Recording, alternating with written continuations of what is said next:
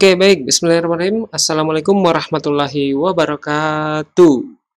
Halo teman-teman, para pembaca modul pembelajaran interaktif atau Mobilin, algoritma dan pemrograman dasar.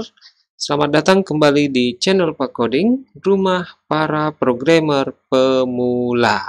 Ya, oke. Pada video kali ini saya akan menjelaskan mengenai tujuan pembelajaran untuk materi percabangan atau seleksi kondisi. Ya, jadi penting untuk mengetahui kenapa kita mempelajari materi percabangan atau seleksi kondisi ini. Ya, jadi ya. Kenapa kita mempelajari materi percabangan atau seleksi kondisi ini? Karena tentunya ketika kita ingin membuat program yang kompleks, aplikasi yang kompleks, itu kita tidak akan terlepas dari yang namanya proses seleksi kondisi atau percabangan, ya, di mana kita harus mengatur aliran proses eksekusi perintah di dalamnya, ya. Jadi materi ini sangat penting karena contoh sederhananya saja ya, contoh sederhananya saja. Ketika misalnya kita melakukan login ya, login dalam suatu aplikasi. Nah, itu kan kalau misalnya passwordnya benar maka lanjut username-nya dan passwordnya benar maka lanjut ke halaman berikutnya kan. Kalau password dan username dan passwordnya salah, maka kembali ke halaman login. Nah, di situ sudah ada proses seleksi kondisi. Di situ sudah ada flow control. Di situ sudah ada proses pengaturan arus aliran proses pengeksekusian perintah. Ya. Jadi tanpa seleksi kondisi dan tanpa percabangan ini, maka kita akan sulit untuk membangun sebuah program yang kompleks. Bahkan yang sederhana pun kita akan sulit melakukannya kalau kita tidak menggunakan struktur percabangan atau seleksi kondisi ini. Sehingga ini sangat-sangat penting untuk dipahami, untuk diketahui. Nah, berbicara mengenai percabangan dan seleksi kondisi, itu ada dua ya, yang mungkin kita ketahui ada dua. Yang pertama adalah struktur if, dan yang kedua adalah struktur switch case. Nah, struktur if sendiri itu terbagi lagi atas tiga secara umum. If yang paling sederhana, if dengan satu kondisi dan satu area blok perintah yang akan dieksekusi jika kondisinya benar-benar. Kemudian ada struktur if else, dan yang ketiga ada struktur if else if. Ya. Kemudian yang terakhir tadi yang saya sebutkan adalah ada switch case. Ya. Nah, ya sebelum masuk ke tujuan pembelajarannya, berikut seperti biasa ada kata-kata mutiara, ada pesan-pesan ya, ada kata-kata bijak dari Imam Syafi'i. Di sini katanya, berpergianlah, akan kau temukan pengganti yang kau tinggalkan, berusahalah, sungguh kenikmatan hidup itu ada pada kerasnya usaha. Nah, ini sangat menggambarkan orang-orang yang bepergian jauh untuk menuntut ilmu ya, untuk menuntut ilmu ya. Ya, bepergianlah akan kau temukan pengganti yang kau tinggalkan. Nah, orang yang pergi jauh untuk menuntut ilmu itu pasti membutuhkan tekad yang kuat, tekad yang bulat, usaha yang keras, mental yang kuat, niat yang betul-betul betul-betul tidak goyah seperti itu. Untuk pergi jauh menuntut ilmu, meninggalkan orang tua mereka, meninggalkan orang-orang terdekat mereka. Itu butuh mental yang kuat ya. Nah, namun yakin dan percaya saja ketika kita merantau, ketika kita pergi jauh meninggalkan orang-orang terdekat kita untuk tujuan yang mulia, menuntut ilmu, insya Allah akan ada orang-orang yang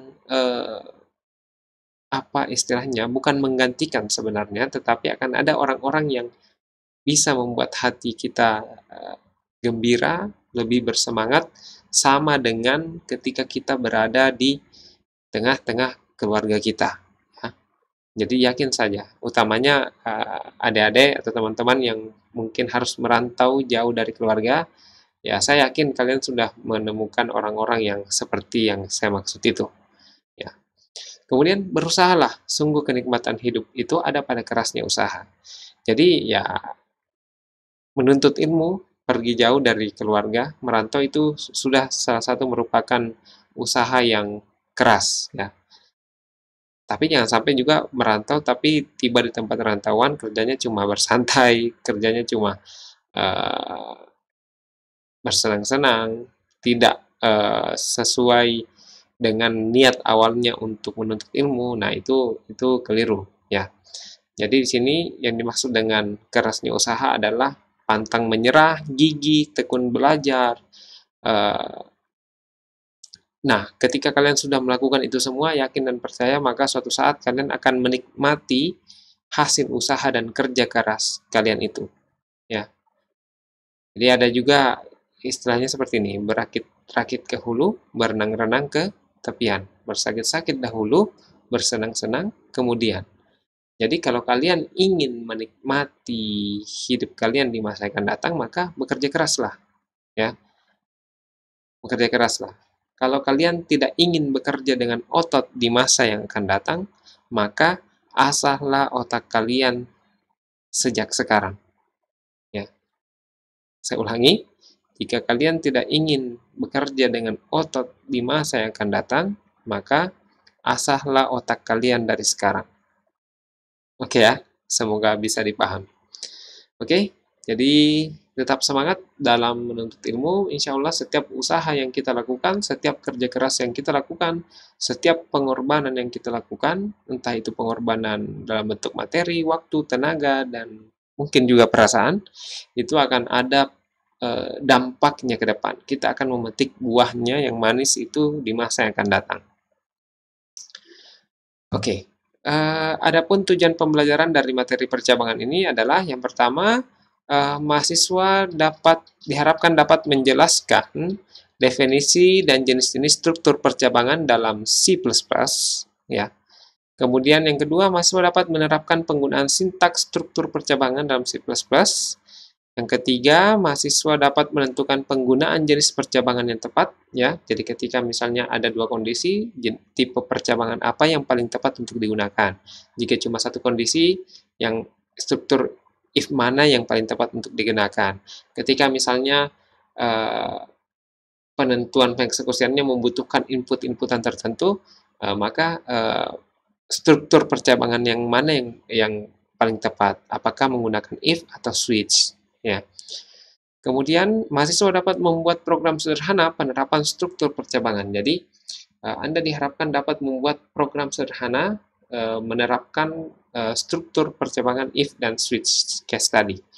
Kemudian yang terakhir, Anda dapat menganalisis permasalahan dan memberikan solusi dalam sebuah program sederhana. Jadi, Anda diberikan satu kasus, lalu kemudian Anda diharapkan dapat mampu menyelesaikan kasus tersebut dengan menerapkan struktur percabangan yang telah dipelajari. Oke, ya. Jadi itu yang bisa saya jelaskan mengenai tujuan pembelajaran dari materi percabangan atau seleksi kondisi ini. Jadi ingat sekali lagi bahwa materi ini sangat penting karena ya 90% kita tidak akan lepas dari yang namanya proses pengontrolan arus pengeksekusian baris perintah ya atau perintah dalam suatu kode program. Sehingga kita tentu akan membutuhkan flow control atau seleksi kondisi atau percabangan ini ya. Jadi ini penting untuk diketahui ya, jangan disepelekan. Oke, terima kasih telah menyimak video penjelasan saya. Semoga bermanfaat. Saya akhiri, wabillahi taufiq wal hidayah. Wassalamualaikum warahmatullahi wabarakatuh.